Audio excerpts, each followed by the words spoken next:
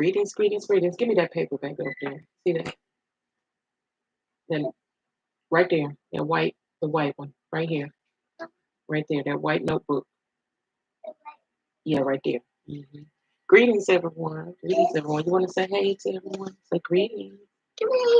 My granddaughter here. Look. Oh, let's pull you down. I'm here. Okay, YouTube wanted to act right today. Okay, go back and have a seat. I'm here with YouTube, Instagram, Facebook, right? And that order. All right. This is your girl Queen Serene. Today is going to be a really quick video. It's gonna be really quick. We are going to talk. Today is Thriving Thursday with finance. We're talking about this week is all about building. Excuse me, financial confidence. And this week we're thriving with finance confidence. Right. Not even just that. Today we're going to be talking about building a safety net, building our safety net. And it's your girl Queen Serene here on Gold Digger, where we generate an objective, ambitious lifestyle. And we also dig as well. Dig is also an acronym for designing a plan, implementing strategies, grinding every day, daily, giving it 100%, and aligning everything. Everything got to be aligned with the purpose, with our purpose, right? So, welcome, welcome everybody. Thriving Thursday on Gold Diggers today, again, is about financial confidence. We're going to focus on building your safety net, y'all. We talked a little bit about this. Like I said, this week is all about financial confidence. And we talked about that safety net. And what we're going to do is we're going to dive deeper in it today. We're going to dive a little deeper because life happens. Like they say, life be life or whatever. But it does. It does. And, we run into any type of thing. We can run into the car breaking down. And that's what happened actually with me. It didn't just break down, but I got a brake leak or whatever in my car, so my vehicle. So things happen. You got to have that safety net uh, behind you, right? Medical bills can pop up. Um, it could be a job shift, a shift in your career. And you need to have that safety net, like I call it, that cushion behind you, right? So you can that net that's gonna catch you, that cushion that's gonna break your fall. You know what I mean? That type of thing. And so, and unexpected expenses can throw your world into entire chaos. And we don't want that, right? But if you have that emergency fund, if you have that emergency fund, you can navigate life's surprises with confidence instead of panic. All right, so let's dive in. Let's dive in. Why is emergency fund important? Anybody know why is emergency fund is important? Because it protects you from relying on your credit cards because that's how you get into debt. It protects you from having to go and beg somebody else for some money. We've all done that before, right? I've done it less because I've always just been let me take care, do my business on my own. But it's important because relying on those credit cards and those loans and high interest loans, that can get you into a lot of debt, right? And with all those unexpected expenses, and without that emergency fund, you can spiral out of control with that debt, right? When you do have that safety net, though, however, it gives you a peace of mind, right? And the power to stay in control of your finances. So that is very, very important. How much should you save? It kind of varies. I want you to start out with 500. Let's go with $1,000 goal, right? $1,000.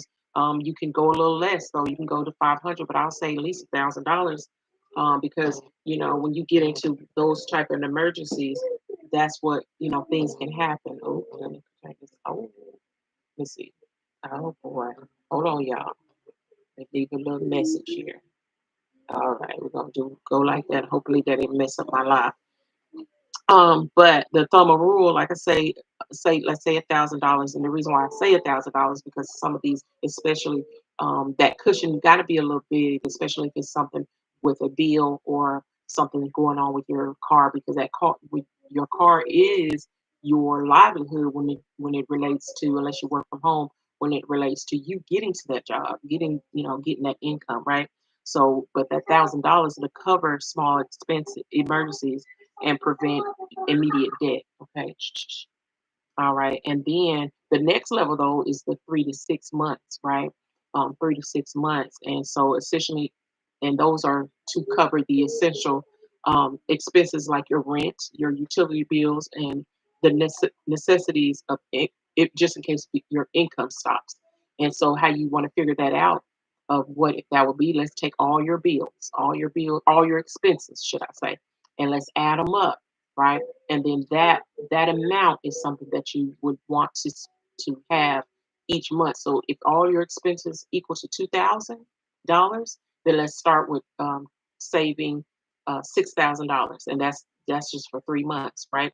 And I'm just saying maybe it's just 1,000 of your expenses, right? So it just depends on what all those expenses is, and I'm talking about the necessities. I'm not talking about you got to go do Starbucks and get your cigarettes and get this and that. No, I'm talking about your rent, utilities, and your phone, your internet, if you need it, because some of you don't need that, or it's not a necessity unless you work from home or something like that. So that's why I include that, and then your cell phone, are if you're an entrepreneur, something like that, but really just the bare necessities. And I'm serious about that, right? So, if you have a car, you have to pay that car note and that insurance, right? Those type of things. So you want to save up 3 months, three start with 3 months and then go to graduate to 6 months, okay? Of all your expenses combined, for each month. So like I said, if it's $1,000 expenses, all your 2,000, let's say $2,000 expenses, that emergency fund should be two for 3 months, $6,000. Okay. The ultimate goal though is to, like what I like to say, that ultimate goal is a year. You want to save up a whole year for full financial independence and security. Full financial independence. And that is, like I said, your whole entire, and that's not hard to do, y'all. Especially you using that compound effect when you just add and add until it builds up. That snowball. Keep on adding to it, let it roll on down that hill, let it build up. Okay. So, and it won't be that bad, right? Especially if you're doing it now, because we have to prepare for anything that may come, right? We don't want nothing to happen, right? But it could even be for you may have a big family like me and something come up for them. I want to use it for myself. And matter of fact, I want you to let me just scratch that because you want to use it for yourself. But if you have any extra, you never know what a family member might need, and you're able to help them. But know that when you do that, when you help that family member and need that help, know that give it as a gift. Because I'm telling you, you ruin some relationships, even friends ruin some relationships when they don't pay you that money back. Just give it to them as a gift, right?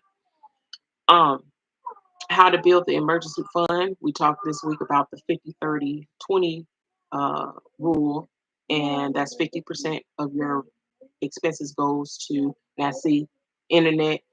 Look, Instagram is acting up again. Okay. 50% goes to your needs, like your rent, utilities, things like that. Those are the necessities to uphold your household, right? And then 30% go to your wants. And I want to just say, you don't have no wants. You needed to eliminate them wants, okay, for right now while you're building up that emergency fund. But 20% will be going to your savings, right? And your savings will be your emergency fund, your investments, and your paying off your debt. However, right now we're doing that emergency fund, so we're going to focus on 20%. If it feels impossible, do a little less, but if you eliminate a lot of those wants, you'll have enough to do that, right? And because you have to pay yourself, you have to pay yourself. Yep, the internet went out for my Instagram. Okay, so we're just gonna put you right there. Okay, not the internet, but my phone drop. I mean, the thing drop, whatever. Um, but you want to always pay yourself first. Okay, so let me focus on y'all. And the pay yourself first method is like I was saying. This what I've been talking about this week. Put another your account and name your account. A lot of these banks, first of all, get that high yield uh, savings account right? And that high yield savings account I talked about before is the Alley Bank, Capital One 360, or even Chime. Their high yield savings, and they can yield you 8%. Okay, 8% as other regular savings banks. They'll have what 0.03%, and if that anymore, if that anymore, maybe even less than that.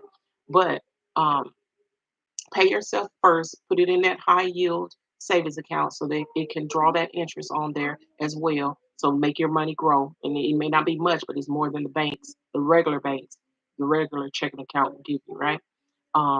And just treat it like a bill. Let it get withdrawn from your check and put it right on over there. Put it right on over there. Put it right on over there where you don't see it. Okay. Spare change challenge. I'm gonna tell you, and I didn't tell you guys this before. I mean, I've told it on past videos, but I have, uh, those big water jug bottles that you turn upside down, and really big, large ones, right? Um, I have that. Someone told me once that if you fill that up with quarters, um, fill it all the way to the top, it'll be $10,000. And I know we don't carry change. A lot of us don't carry cash anymore. I hardly ever carry cash. However, but that's the thing. I hardly ever carry cash, but I can tell you now, back when I started that, I did. I carried a lot, cash, and every time I got quarters, I stuck it in there. And then not only that, I didn't just have that. I had even a dime piggy bank, a uh, veggie bank, should I say? I also had a uh, nickel, and I have a penny veggie bank. Not, I still have it. And so I just separate my change, right? And I'm telling you, at one point in time now, I probably got about $300 worth of quarters. Yeah, $300 worth of quarters. But I had saved it before a long time ago, before when I first started doing this, and I accumulated around the same amount, but I had cashed it out. This time I want to go ahead and get to that 10,000, but it's kind of hard because I don't carry cash, me personally, but some of you may. But my point is, round up your spare change and start saving it. Have something, start that $10,000 quarter cap challenge, and also, have a separate piggy bank for your pennies. And a lot of people, slip on them pennies. I find pennies every day and I pick them up. And I'm telling you, I still will cash in those pennies though, because you can get it becomes so much. And so, I'll cash them in and get a few dollars put to convert over to my dimes and nickels, not a few dollars, but some change to convert over to my dimes and nickels, and things like that, or even some quarters, if you get too much. But and I'm telling you, those pennies can add up too. $30. I mean, come on now. Finding pennies on the street when I used to walk all the time, right? Okay, go see her. Tell her I'll be down there in just a minute. I'm on my live now. No spend challenge. Let's have a challenge, y'all, and not spending it all. Don't spend anything for about a month. And I'm talking about your wants, right? Just make sure you spend your needs and your necessities, okay? And don't slip on them side hustles. Now, some of you are so talented. Let's share some of those gifts, and turn them gifts into services and make some money, some side money on that, okay? So your action steps today will be to open up one of those high yield savings account, Alley Bank, Capital One 360, or even a Chime. I hear they do that as well. Set you a micro goal, right? Save $5, $5 a day, or you can save $50 per paycheck, something like that. Just start where you are. You just got to start. Okay, that's the thing. Once you start and then just keep on going, trust me, it's gonna build, and it's gonna build, and before you know it, you're gonna have your safety net. Okay. Um, Automatic savings. Make sure you put in $10 a week, and like I said, over time it will add up. Cut and swap your expenses. Skip one takeout meal. Cancel an unused subscription. I talked about that. Cancel those subscriptions that's sitting there, um, you know, burning your pockets. Okay, and then find extra income by turning your gifts into uh, capital. All right. So building an emergency fund isn't all about having extra money. It's about making your money work for you, right? It's okay, Mama. I'm coming. Okay, it's about saying I'm in control of my finances, but when I play it, look, I'm gonna have this all edited when I put it over there in my app. Okay, so I am in control of my finances because when you plan, save, and stay consistent, you can thrive with financial confidence no matter what life throws at you. Start an emergency fund today, y'all. Even if it's just $5. Screenshot your savings goal and tag me, y'all. Excuse me. It was this itching. You know how your nose itch. What did that say? Money coming to? No, that's your hand. Nose itching. I don't know, but anyway, tag me in it, y'all. It's your girl Queen Serene in the mountain. Peace. And screen in it.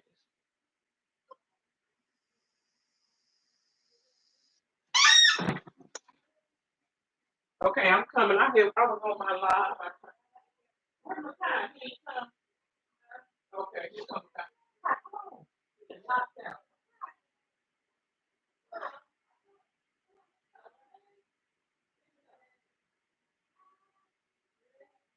All right, let's go